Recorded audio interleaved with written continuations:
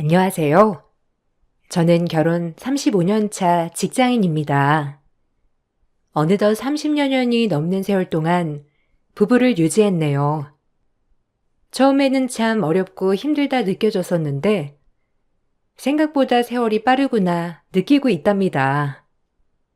이곳에서 여러분들의 사연을 접하면서 저만큼 기막히고 어이없는 일들이 많구나 생각했는데요. 저 역시 그런 세월들을 버텨왔었는데 요즘은 다시 태어난 기분으로 살고 있답니다. 남편과 결혼을 했을 당시 다정하지는 않더라도 남편의 남자다움과 책임감에 평생을 굶지는 않겠다 생각으로 살았던 것 같아요. 신혼 때는 그저 그렇게 살 수 있었는데 출산을 하고 나니 남편은 제가 생각했던 사람이 아니더라고요. 그때 당시에는 지금과는 분위기도 달라서 집안일이나 육아는 온통 여자의 일이라고 생각하는 사람들이 많았죠. 남편 역시 아이를 낳고 나서 한 번을 봐준 적이 없었답니다. 몸살이나 힘들어 남편에게 부탁을 했을 때 저에게 했던 말이 지금도 잊혀지지 않네요. 네가 고작 뭘 했다고 몸살이 나? 아이 보느라고 집에서 뒹굴거리니까 아프기나 하는 거지. 그러니까 애 잘 때 운동도 하고 그러라니까. 남들 다 아무렇지 않게 애 보는 걸 넌 왜 그렇게 유난이야? 아프니까 애 봐달라고? 야, 난 밖에서 온갖 사람들한테 시달리면서 정신없이 일하는데 그런 남편한테 애 봐달라고 하고 싶냐? 양심이 있어야지 원. 내가 계속 봐달라고 하는 게 아니잖아요. 잠깐만 약 먹고 열 내릴 때까지만 봐달라고요. 아이한테도 옮길 수 있고 오늘 저녁만 좀 봐줘요. 당신 내일 쉴 거잖아요. 오늘 푹 쉬면 나을 것 같으니까 몇 시간만 좀 봐주면 안 돼요? 어제도 약 먹었는데 애가 통 잠을 안 자니 열이 안 내렸어요. 지금껏 애 저 혼자 봤는데 한 번만 아이 좀 봐줘요. 야, 그럼 네가 나가서 돈을 벌어. 내가 너 팔자였으면 남편 업고 다니겠다. 집에서 애나 보면서 쉬면서 뭘 아프다고 징징이야? 너 지금 이러는 거 밖에 나가서 말해봐. 누가 네 편 들어주나? 아주 그냥 팔자가 늘어지니까 이제는 애마저도 못 보겠다 하는 거냐? 그리고 네가 무슨 애를 혼자 봐. 난 돈 벌면서 애 키워주잖아. 여보, 저 아이 낳고 제대로 쉬지도 못했어요. 당신 일하느라 힘든 건 알겠는데 그래도 몇 시간은 봐줄 수 있잖아요. 어머님한테도 여쭤봐도 안 된다고만 하시고 병원에서도 하루라도 푹 쉬면 나아질 거라 하는데 당신이 좀 봐줘요.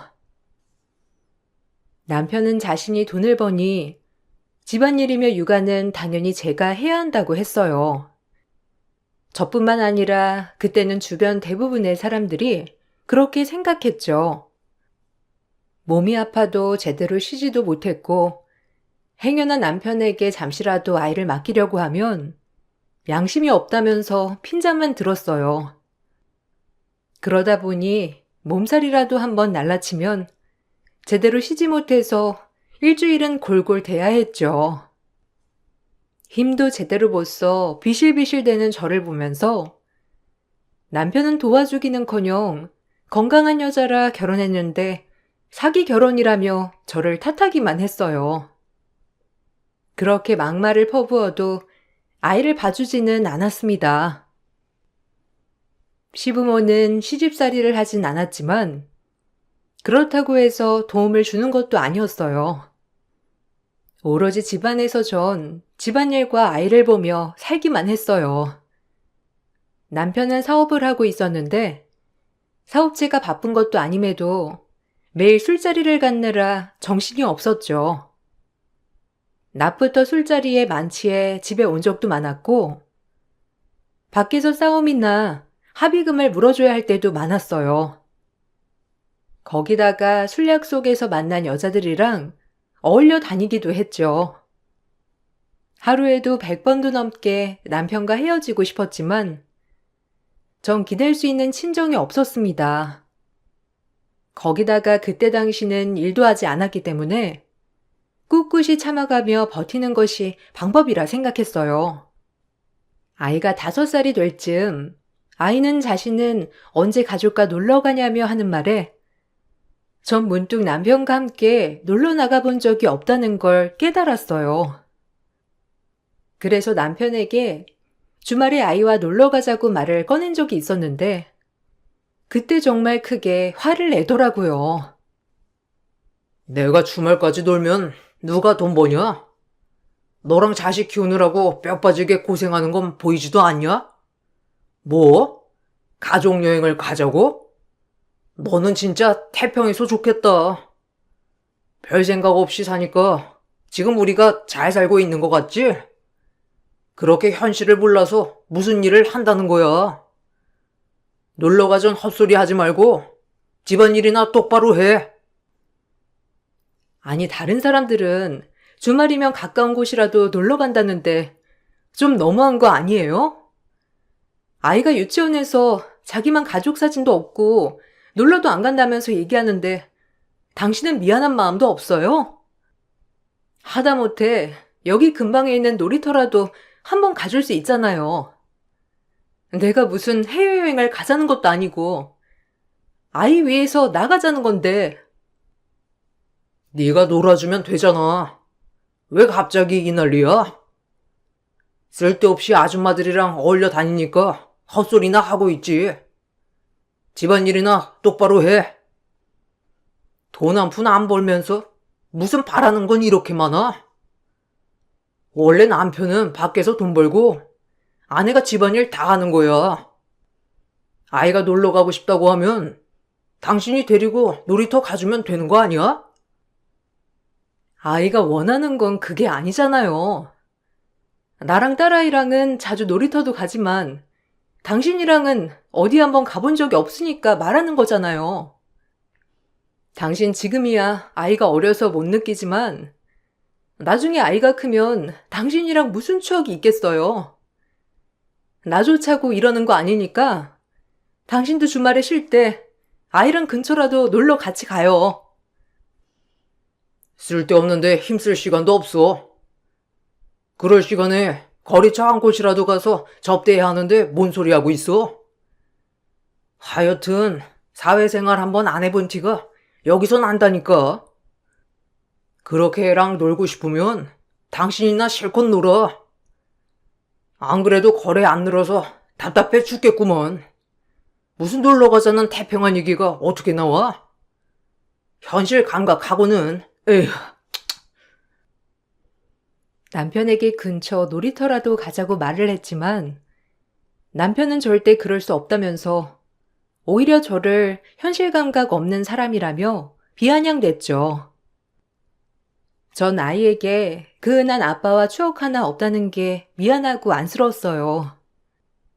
아무리 가부장적이라고 하더라도 아이에게는 그렇지 않을 거라고 생각을 했는데 남편은 마치 자신의 몫을 다하는 양 행동했습니다. 오로지 돈을 버는 것이 가장으로서 최선을 다하는 것이라 말을 했어요. 남편은 사업을 하면서 접대를 한다며 매 주말마다 정신없이 외출을 했죠. 그렇게 밖에서 쓰는 돈이 많아도 사업 거래는 늘어나지 않았어요. 정말 거래를 하기 위해서 접대를 하기보다는 본인이 놀기 위해서 접대를 하기 때문이었던 것 같아요. 사업이 잘 되지 않으니 남편은 그 스트레스를 집에서 풀었고 조금이라도 자신의 심기를 건드리는 날에는 온갖 짜증과 화를 내기도 했습니다. 아이가 초등학교 들어가기 전 저는 소일거리라도 해보려고 했지만 남편은 바람 피우려 하는 거 아니냐며 절대로 안 된다고 반대했어요. 그런데 초등학교에 가고 나서도 남편은 생활비 30만 원만 주고 더 주지 않았습니다. 저축도 해야 하고 아이에게 쓸 돈도 많다며 더 달라 하니 돈도 안 버는 사람이 돈 욕심만 낸다며 말을 하더라고요. 너 쓸데없는데 돈 쓰고 다니는 거 아니야? 어디 딴 놈한테 돈이라도 퍼주고 있냐? 아니 내가 돈을 안 주는 것도 아니고 뻔히 돈을 주는데도 무슨 모자란다는 거야? 네가 제대로 가계부 쓰고 아껴서 살면 그 돈으로도 충분히 살 수 있는 걸 지금 부족하다는 게 말이나 돼? 헛소리 작작하고 그 돈으로 아껴서 쓸 생각이나 해. 여보, 요즘 30만 원만 받는 사람이 어디 있어요? 이걸로는 한 달 식재료 사는 것도 부족해요. 아이가 초등학교도 가고 준비물도 사야 하는데 빠듯하다고요. 아니면 저 일이라도 할게요. 옆집에서 자기 다니는 식료품 공장이 있는데 중간에 일할 사람 구한대요. 저 그거라도 할게요. 당신 돈 버는 거 힘들면 제가 벌어다가 쓰겠다고요. 왜? 돈 벌어서 바람이라도 피우려고? 30만 원이면 남들은 고맙다고 하면서 받을 돈인데 뭐가 부족해서 일까지 한다고 난리야? 100원 한 푼 안 버는 게 어디서 돈도 골라서 남편 앞에서 큰 소리를 쳐? 네가 이러면 제가 뭘 배우겠어? 엄마가 집에 있어야 할 거 아니야. 하여튼 한 번만 더 일하겠다는 소리 해봐. 밖에서 바람 피우느라 그러는 걸로 알 테니까. 당신이야말로 무슨 소리를 하는 거예요? 요즘 누가 30만 원으로 생활비를 써요? 그 돈으로는 우리 가족 밥 먹는 것도 제대로 못하니까 올려주던지 일하는 거 반대하지 말던지 둘 중 하나 당신이 결정해요. 이렇게 살다가는 나나 딸이나 굶어 세상 뜨겠다고요. 당신은 밖에서 술 마시고 하고 싶은 거 다 하고 살지만 우리는 이게 뭐냐고요. 생활비 더 줄 거 아니면 저 일하는 거 뭐라고 할 생각하지 말아요. 저는 처음으로 남편에게 화를 냈고 그때 남편은 많이 당황한 듯 했어요. 그때도 가부장적인 남편들이 많긴 했지만 제 주변에서도 일을 시작하는 아내들이 많아졌고 저 역시 남편만 믿고 살면 안 되겠다 생각을 했었거든요. 거기다가 사회 분위기도 좋지 않아서 남편 사업도 힘들 거라 생각이 들었고 저도 일을 해야 되겠다는 생각을 하게 되었어요. 그러면서 전 아이가 초등학교에 들어가고 난 뒤 일을 시작하게 되었습니다. 익숙지 않은 일이었지만 열심히 했고 회사에서도 인정을 받게 되었어요. 아이가 학교 간 사이 잠깐만 일을 하던 것이 어느덧 정규직으로 일을 하는 것으로 바뀌었고 월급도 많이 올랐죠. 바깥일 하는 걸 탐탁치 않게 생각했던 남편도 제가 일을 하면서 월급을 막상 받아오니 별다른 말을 하지 않더라고요. 그렇지만 여전히 집안일과 육아는 제 일이었습니다. 어느 날 학교에서 아이가 복통으로 병원에 실려갔다는 전화가 왔던 적이 있었어요. 그때 당시 바로 병원으로 가볼 수 없어 남편에게 급히 전화해 당장 병원으로 가보라고 했더니 남편은 일하는 제 탓이라며 자신은 못 가겠다 하더라고요. 그러니까 엄마가 집에 있어야 아이가 안정을 찾지. 허구한 날 집구석에 있지 않고 밖에나 쏘다니니 아이가 아플 수밖에. 이거 당신 탓이야. 그거 알고 있어? 그러니까 난 못 가. 내가 가서 뭐 할 거야? 결국에는 당신 탓인데 어차피 당신 이제 갈 거 아니야? 그런데 내가 거길 왜 가? 바빠 눈꽃 뜰 새 없는데 전화는 왜 하고 난리야? 내가 다른 일 때문에 가보라는 거야? 아이가 아프다잖아.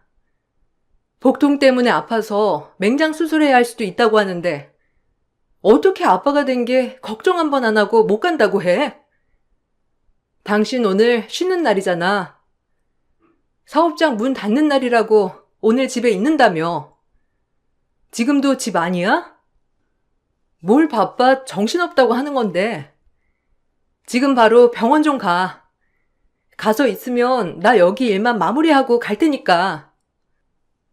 사업장 문 닫는 날은 닫는 날이고, 나 이제 사업차 대접하러 가야 하는데, 뭘 병원을 가?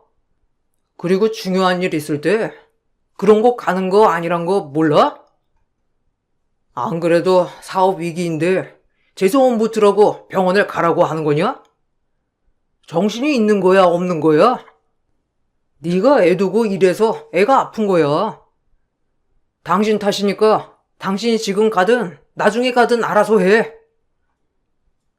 남편은 본인은 절대 갈 수 없다면서 거절을 했어요.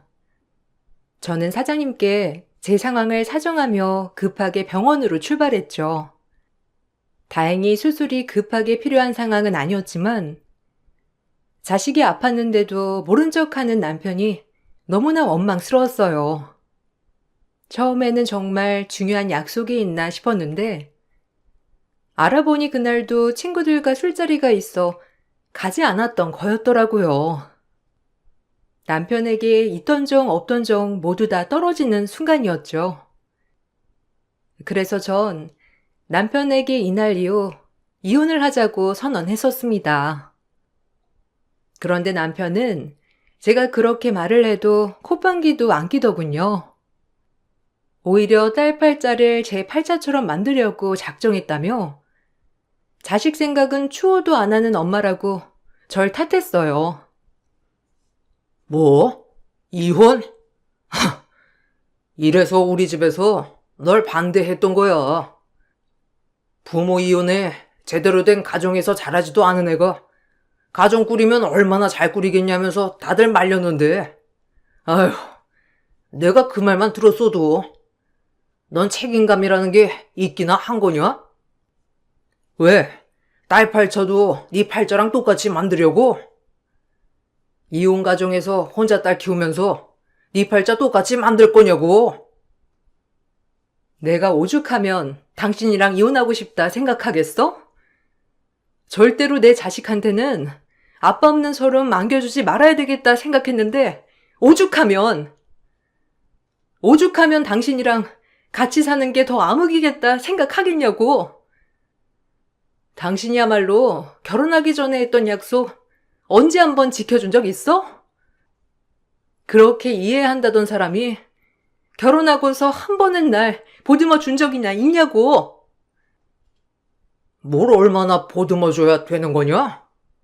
하여튼 애정을 받아봐야 그것도 아는 거지. 아빠 없이 자란 애가 뭘 알겠냐?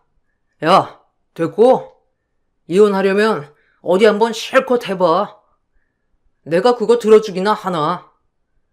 그리고 나랑 안 살 거면 애고 뭐고 다 놔두고 네 몸만 나가. 결혼하고서 뭐 하나 들고 온 것도 없으면서 이거 다 내가 일해서 사고 키웠던 거 알지? 정하고 싶으면 네 몸만 나가라고. 내가 왜 나만 나가? 어차피 당신 딸한테 애정도 없잖아.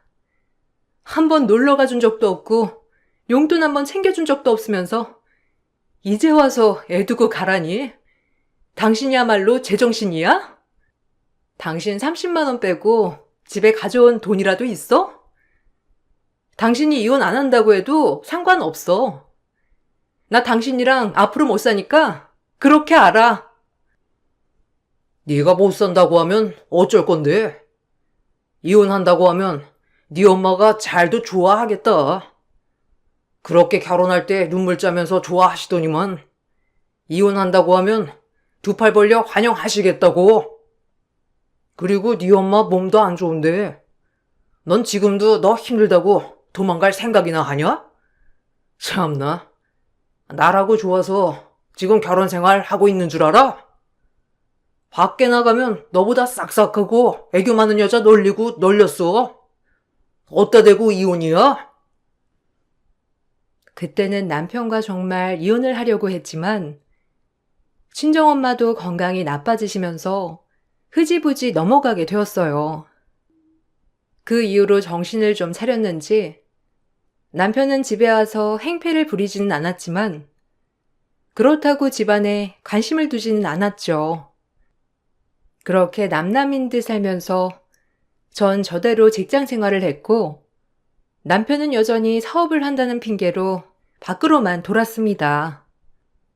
아이가 대학을 갈 때까지도 남편은 고작 30만 원의 생활비만 줬을 뿐 더 돈을 줬던 적은 없었어요. 사업이 어떻게 되고 있는지도 말 한 번을 해주지 않았고 혼자서 휴가를 간다면서 친구들과 여행을 가버렸던 적도 있었습니다.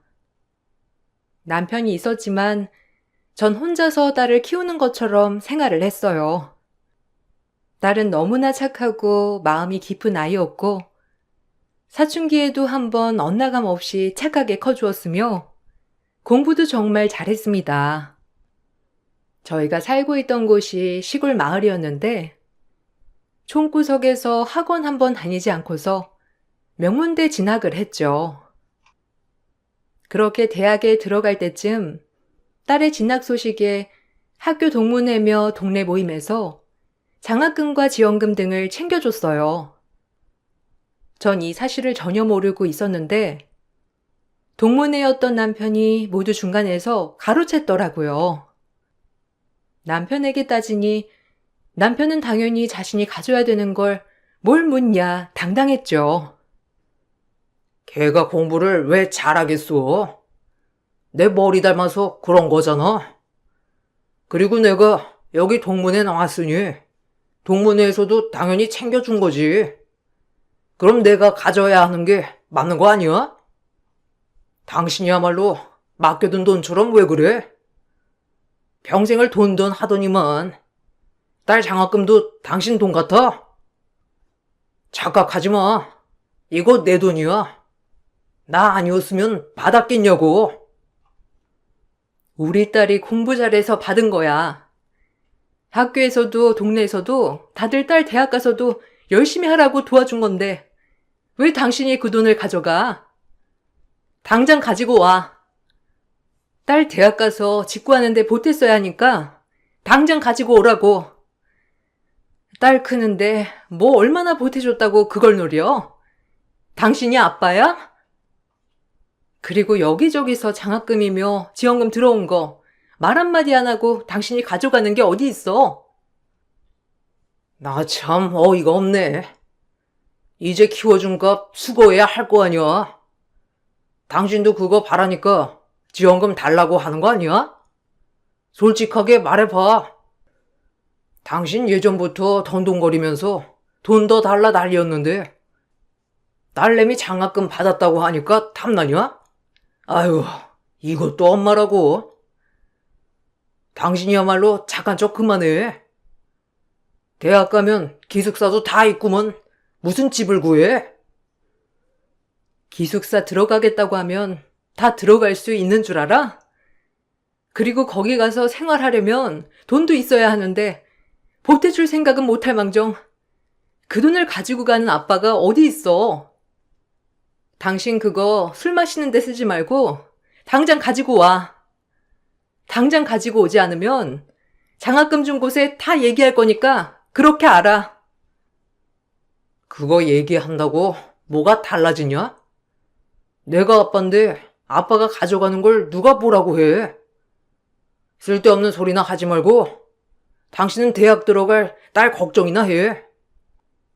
당신처럼 현실 감각 없으면 가서 사고나 치지 않겠어? 공부 한번 잘한다고 애가 아빠나 무시하고 말이야. 키워준 보답은 하지 못할 망정 건방진 게 아주 당신 쏙 빼닮았어. 남편은 자신에게 연락 온 장학금 등 지원금은 자신이 가지고 갔지만 딸에게 직접 전달한 것은 받지 못한 것 같았어요. 딸에게 그 돈을 달라 하니 딸은 야무지게 절대 줄 수 없다고 했던 거죠. 저보다 배는 더 나은 딸이구나 생각이 들어 안심도 되고 뿌듯했지만 남편은 여전히 정신 차리지 못했구나 싶어 답답했어요. 그래도 딸이 시집가기 전까지만이라도 버텨보자는 생각을 했죠. 다른 대학에 진학해서도 효녀였습니다. 성실하게 공부를 했고 장학금으로 대학을 다녔어요. 거기다가 아르바이트도 하면서 저에게 한 번도 돈을 받아본 적이 없었죠. 딸은 졸업 후 대기업에 입사를 하게 되었는데 남편이 딸 이름을 팔아서 여기저기 돈을 빌렸던 모양이었어요. 어느 날 집에 사람들이 찾아와 딸 이름을 대며 빌려간 돈을 달라기에 사정을 알아보니 남편이 딸 이름으로 돈을 빌렸던 것이었어요. 딸에게 도움을 주진 못할 망정 오히려 민폐나 끼치고 있으니 당장 남편에게 해결하라며 크게 화를 냈습니다. 근데 남편은 뻔뻔했어요. 남자가 바깥 일을 하다 보면 돈 좀 빌릴 수도 있는 거지. 그거 가지고 지금 나한테 큰 소리야? 그래도 사회생활 한다고 좀 알겠구나 싶었더니만 당신은 그렇게 생각이 좁아서 어떻게 살래? 딸내미 이름을 팔아? 내가 무슨 딸한테 빚지라고 했어? 뭐 했어? 그냥 딸 얘기 조금 하고서 돈 좀 빌린 거 가지고 이 난리를 피워? 이게 딸 이름 팔아서 돈 빌린 거 아니면 뭔데? 생판 얼굴도 모르는 사람이 집에 찾아와서 우리 딸 이름 들이밀면서 돈 갚으라고 하는데 당신이 딸 이름 팔아서 돈 빌린 거잖아. 어떻게 그럴 수가 있어? 당신 진짜 아빠라는 생각은 하고나 있니? 우리 딸 지금껏 대학 다니면서 우리한테 돈 한 푼 받아본 적 없이 착실하게 살았는데 당신이 어떻게 그렇게 해? 고작 대학 가서 돈 안 받았던 거 가지고. 야, 난 20년을 키웠어. 자식 20년 키우는 게 쉬운 일인 줄 알아?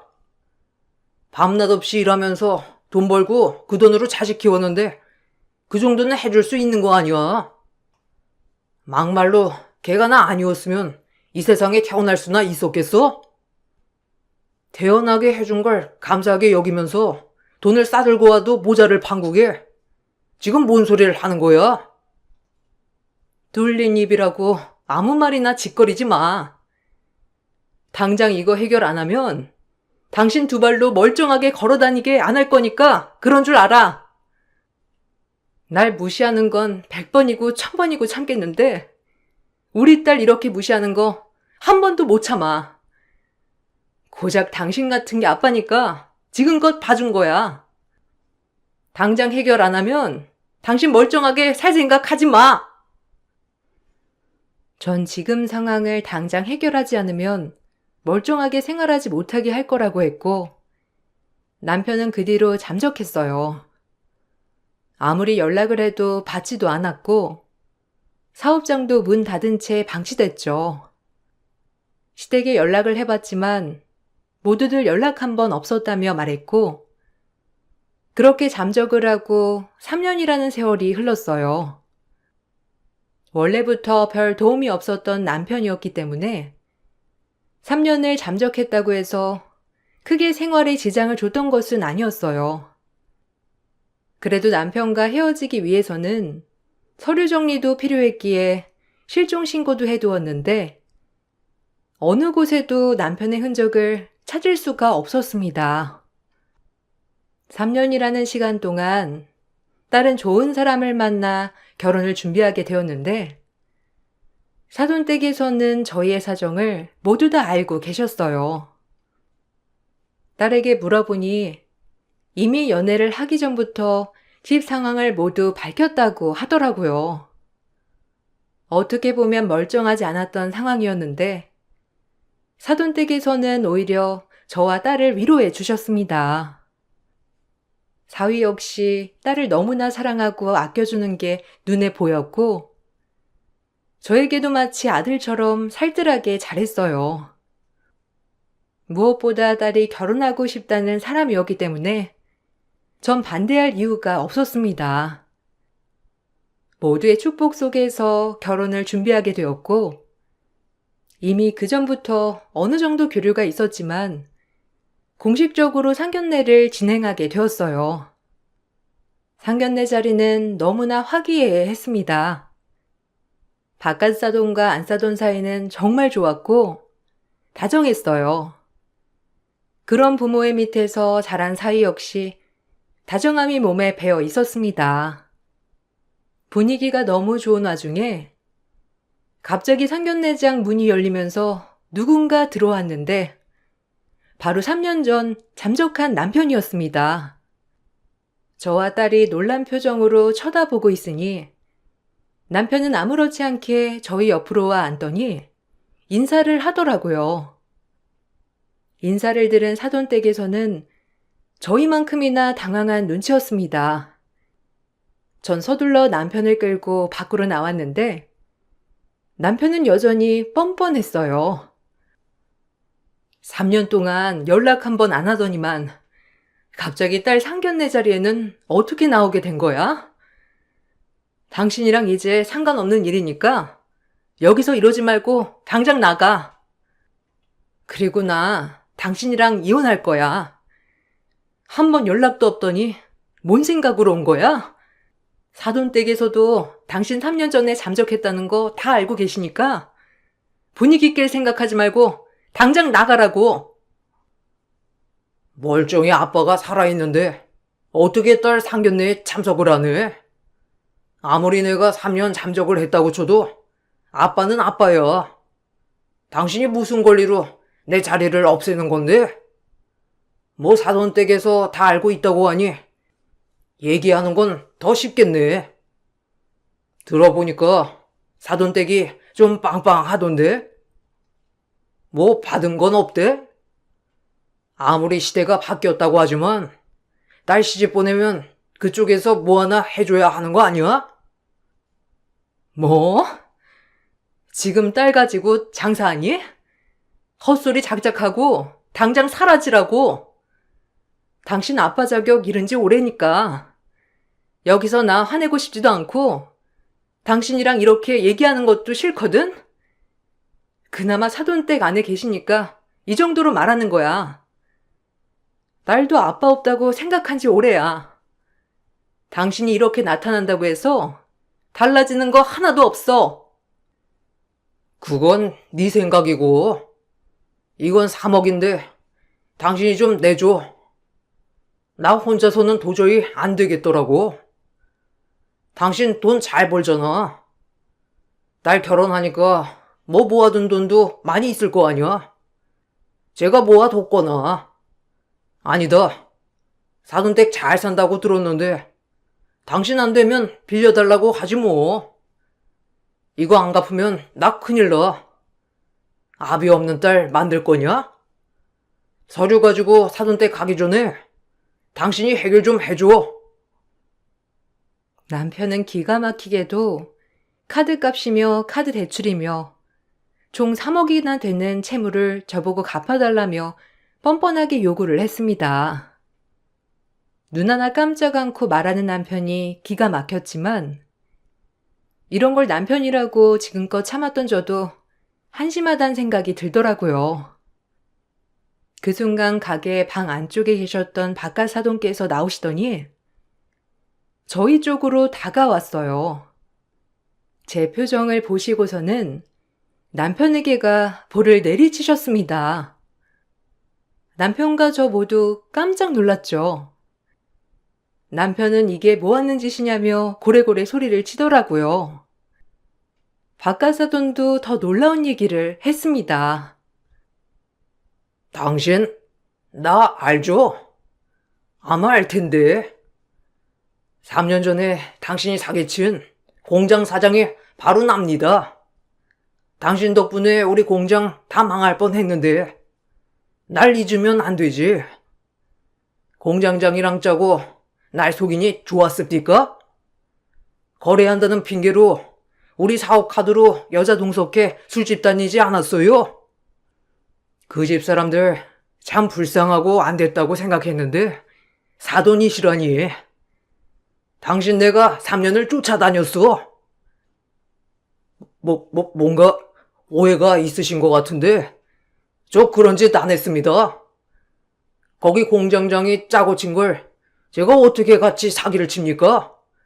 저도 피해자예요. 어디서 많이 봤다 했더니만 그 공장 사장님이셨구먼. 에잇, 잘 됐습니다. 안 그래도 당신이랑 할 말도 많았는데 우리 딸내미 데리고 가니 뭐 제가 사기친 건 아니지만 둥쳐주시죠. 당신 딸? 누가 당신 딸이야? 우리 며느리는 여기 이쪽에 계신 사부인 딸인데 무슨 소리를 하고 있어? 그리고 남의 상견례까지 쫓아와서 이게 무슨 행패야? 당신 잘 만났어. 그동안 사기친 거 이제 갚아야지. 그 공장장 지금 콩밥 먹고 있는데 이제 당신 차례야. 내가 2배고 3배고 다 갚게 만들 테니까 두고 봐. 전 남편이 여기저기 빌린 돈 때문에 잠적을 한 줄 알았는데 그 돈뿐만 아니라 사기까지 치면서 잠적을 한 것이었어요. 그 피해자가 바로 사돈댁이셨던 거죠. 전 너무나 당황스럽고 미안한 마음이 들었지만 사돈댁은 저를 탓하지 않으셨어요. 남편에 대해서는 이미 오래전부터 알고 계셨다고 하시더라고요.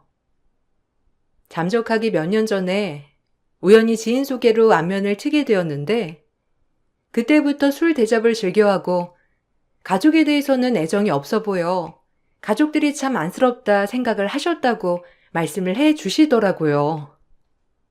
심지어 집에 30만 원만 갖다 준다며 당당하게 얘기하는 남편을 보면서 같은 남자로서 치졸하다 생각을 하셨대요. 사기를 당하고 나서 남편을 신고했지만 찾지 못했고 실종 신고도 되어 있어서 더 이상 진행을 할 수 없었다고 하셨는데 이렇게 상견례 자리에서 마주하게 된 거죠. 전 사돈댁에 너무나 죄송스럽고 미안한 마음이 들었지만 오히려 사돈댁에서 저희를 도와주셨어요. 다시 사기죄 소송을 진행하기 전에 저에게 이혼을 먼저 해달라고 하셨습니다. 전 사돈댁의 도움을 받아 이혼을 진행했어요. 3년의 잠적으로 남편은 가족을 버린 유책사유가 받아들여지게 되면서 저에게 위자료를 지불하게 되었어요. 거기다가 지금껏 생활비를 30만 원씩만 주었으니 재산 분할도 남편은 가지고 가지 못했죠. 이혼 소식이 전해지고 난 후에 사돈댁에서는 남편에게 민사소송을 진행하셨어요. 남편의 행적을 다시 찾았으니 형사조사도 계속되었습니다. 그 뒤로 남편은 저를 찾아와 한 번만 도와달라며 사정사정을 했어요. 여보, 당신 정말 이럴 거야? 우리 30년이나 넘게 부부로 살았는데 이렇게 단번에 헤어질 거냐고. 내가 아무리 바깥일 하느라 가정을 못 돌봤다고 하지만 우리 그래도 부부잖아. 이제 와서 이혼하면 뭐 할 거야? 딸도 결혼한 마당에 당신도 외로울 거 아니야? 그러지 말고 나 좀 도와줘. 내가 이번만 잘 해결하면 가정에 충실할게. 어디서 개가 짖는지 모르겠네. 그러게 35년이나 부부였는데 우리가 진짜 부부였나 싶을 정도로 당신한테 애정이고 뭐고 없어. 근한 추억도 없는데 이제 와서 부부니 뭐니 할 필요가 뭐가 있니? 당신이야말로 뻔뻔하다. 당신 내 남편 아닌 지 오래야. 이혼 소송한 건 단지 서류 정리하려고 한 거고 당신이랑 나랑 언제부터 부부였어? 당신 그러지 마. 당신 나 사랑하잖아. 내가 3년 잠적해서 그런 거 같은데 나도 다 이유가 있었어. 사기치려고 한 게 아니라 살려고 내가 아등바등 하다가 나도 모르는 사이에 휘말리게 된 거라니까. 내가 아무리 그래도 사기를 쳤겠냐고. 사돈댁에서도 오해한 거 같은데 당신이 좀 잘 말해주면 안 될까? 내가 이렇게 부탁할게. 약 먹었니? 뻔뻔한 건 여전하구나. 그래, 고소까지 당한 마당에 뭐가 무섭겠니? 어디 접근금지라도 시켜줄까? 그것까지 더 한다고 뭐가 달라지겠어? 그래, 내가 여러 개 고소해 줄 테니까 같이 해결해봐. 앞으로 한 번만 더 내 앞에 찾아와. 당신 철장 신세 질 때도 멀쩡하게 걸어 다니지 못하게 해줄 거니까. 알았니? 당장 사라져. 남편은 끝까지 뻔뻔하게 부탁을 했지만 전 들어주지 않았습니다. 그렇게 남편은 형사 처벌을 받게 되었고 처벌을 받은 이후에도 민사배상으로 사기친 금액을 배상하게 되었어요.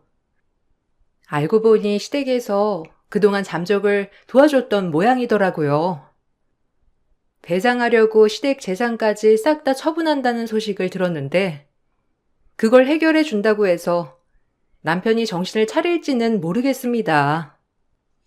아마 도와준 건 모르고 또다시 사고를 치겠죠. 그렇게 남편과 헤어지고 난 후 전 이런 게 해방감이구나 느끼고 있어요. 딸이 결혼하고서 사돈 내에는 저의 가장 친한 친구가 되었고 저는 딸을 시집 보낸 게 아니라 좋은 친구와 사이를 얻었습니다. 35년 동안 남편 같지도 않은 사람과 결혼 생활을 하면서 저에 대해서도 많은 생각을 하게 되었고 지금은 저와 비슷한 사연을 갖고 있는 사람들을 도와주기 위해 일을 하고 있어요. 제 긴 사연을 들어주셔서 감사합니다. 여러분들도 곁에 소중한 사람들과 함께 하시길 바랄게요.